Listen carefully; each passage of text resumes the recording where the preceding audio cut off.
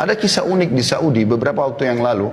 Seorang kaya raya, luar biasa peninggalan hartanya. Tapi dia karena selalu sibuk dengan bisnis sampai tidak sempat menikah. Dan dia jauh dari kerabatnya.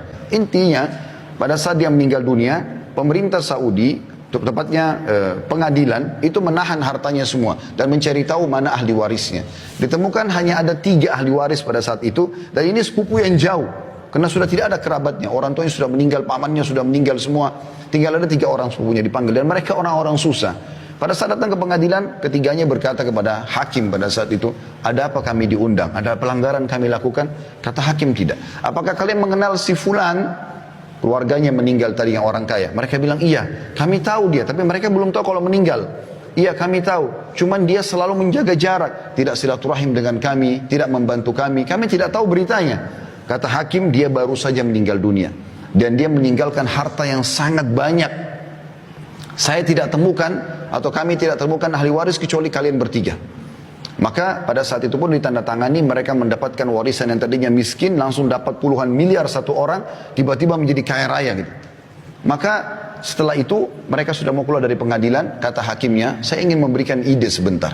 Ini pelajaran yang kita ambil. Saya ingin berikan ide kepada kalian.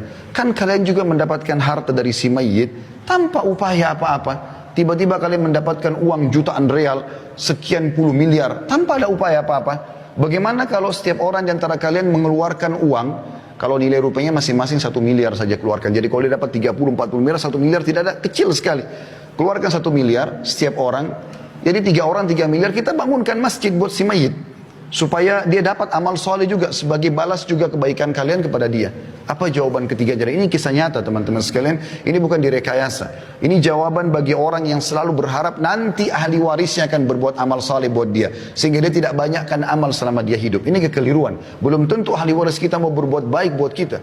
Mungkin pun kalau dia doakan sebulan sekali. Saya tanya jujur teman-teman sekalian hadir di sini. Berapa kali anda doakan kakek anda dalam sehari? Berapa kali anda doakan kerabat anda yang sudah meninggal? Sebulan sekali kah? Setahun sekali kah? Awal kita meninggal hari pertama, hari kedua, hari ketiga, hari ke-10, 1 bulan, 1 tahun masih dikenang. Setelah itu akan dilupakan. Maka yang tertinggal adalah amal yang anda kerjakan.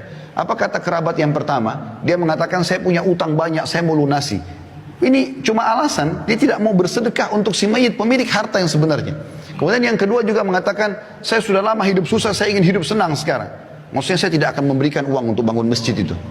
Dan kisah yang ketiga, ini yang jadi pelajaran kita, orang ketiga mengatakan, hai hakim, orang ini semasa hidup, kenapa dia tidak bangun masjid buat dirinya? Kenapa sekarang kami ahli waris yang harus membangun? Walaupun orang ini juga buruk karena tidak mau bersedekah, tapi kita ambil pelajaran dari situ. Ternyata amal-amal soleh yang terbaik adalah yang kita tanamkan sendiri selama kita hidup. Kalau kita berharap setelah kita meninggal ada yang berbuat amal soleh, itu sangat kecil sekali persentase yang bisa kita dapatkan. Kalaupun yang mengenang kita anak-anak, Allahu a'lam cucu-cucu dan cicit kita apakah masih mengenang kita atau tidak. Maka maksimalkan saudaraku seiman.